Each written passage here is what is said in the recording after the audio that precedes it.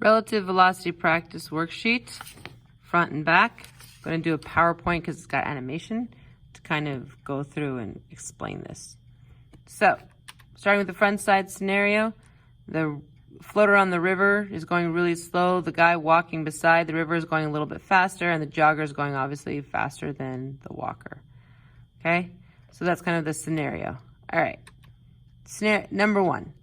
The reader is moving west relative to the floater. So from the perspective of the floater, the reader is the one that's doing the moving, and he's moving west. Okay? On number one, the reader is not moving relative to the tree. So neither one of them are moving relative to each other. There's no motion there. Okay? The floater is moving east relative to the jogger. So question number two. The floater is the one moving, and he's moving east from the perspective of the jogger. Also from the perspective of the tree. So relative to the tree, the floater is moving east. On number three, the tree is moving west relative to the floater. So from the perspective of the floater, it's not him that's moving, it's the tree that's moving, and the tree is moving west. The tree, and number three still, the tree is not moving relative to the reader. Okay, they are staying in the same position relative to each other, so there's no motion from one to the other. All right, the walker relative to the floater. The walker is moving east relative to the floater. Okay, so the walker is the one that's moving because he's moving faster than the floater, so he's moving east. And relative to the jogger as well. So from the perspective of the jogger, the walker is moving east. From the perspective of the floater, the walker is moving east. Okay, number five, the floater is not moving relative to the river. So he's on the river. He sees the water next to him. He doesn't see the water moving because he's moving with it. So they're not moving relative to each other. However, the floater, from the perspective of the reader, the floater is moving east relative to the reader. Okay, so that finishes the front side. The back side scenario of the worksheet, I swear this is a scene out of an action movie I've seen. I just can't remember what movie it was. But we have the train. Its speedometer says 55 kilometers per hour.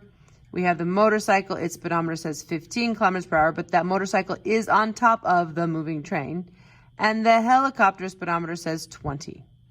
Okay, notice the helicopter is going south where the train and the motorcycle are going north. So here we go.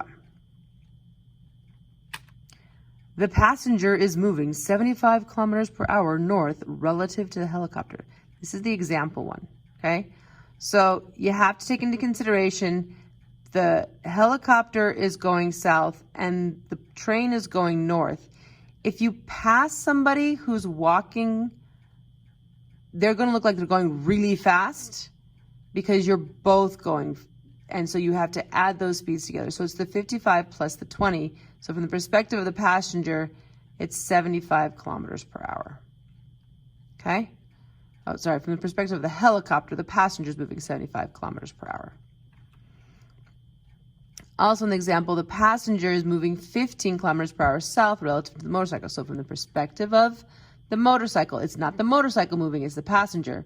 And the passenger moves south 15 kilometers per hour. Okay? Question number one, the stuntman is not moving relative to the train. He is standing on the train, he is not moving relative to the train. However, he is moving 55 kilometers per hour north relative to the cameraman. He's standing, so the invisible train here, he's standing on the train, but the cameraman's like he's totally moving 55 kilometers per hour north.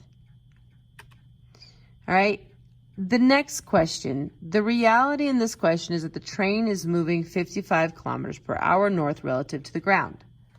Plus, the motorcycle is moving 15 kilometers per hour north relative to the train.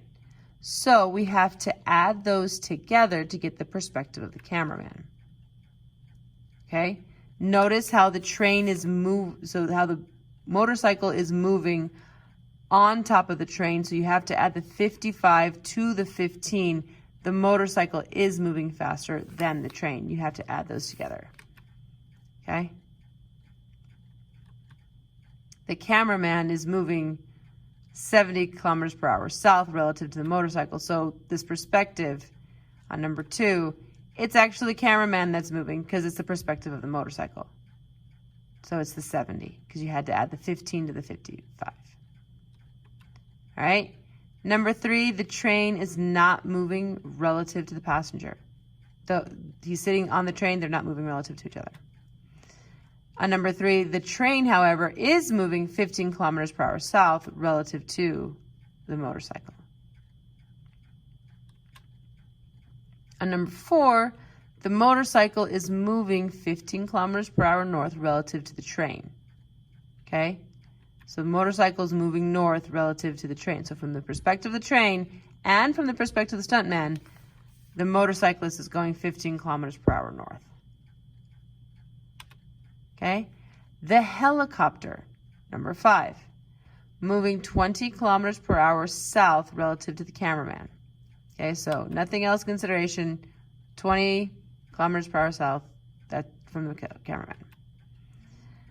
Now, in our next scenario, the reality is that the train is moving 55 north, plus the motorcycle moving 15 north, and you have to also add the helicopter moving 20 south.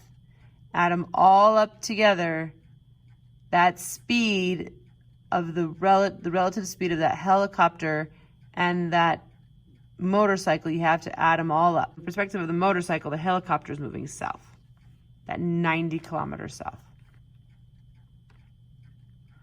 All right, that last one's pretty challenging because you have to take everything into consideration. But that's the relative velocity.